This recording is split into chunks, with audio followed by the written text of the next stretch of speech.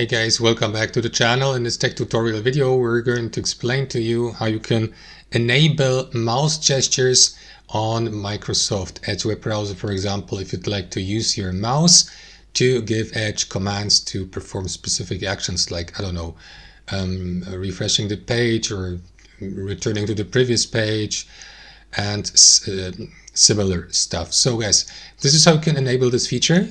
Navigate to Microsoft Edge browser settings. Here in the top right corner, click into these three dots, select settings. Inside your settings, navigate to appearance here on the left hand side. Scroll down a bit and let me find it for you. Navigate to browser behavior and features here under other appearance settings.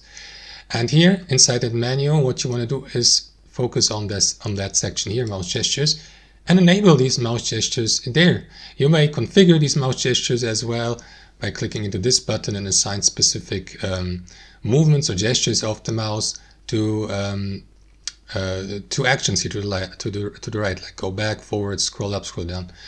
That's it, guys. Thanks for watching. Hope you enjoyed it, got some value from it, and we'll see you next time on our channel.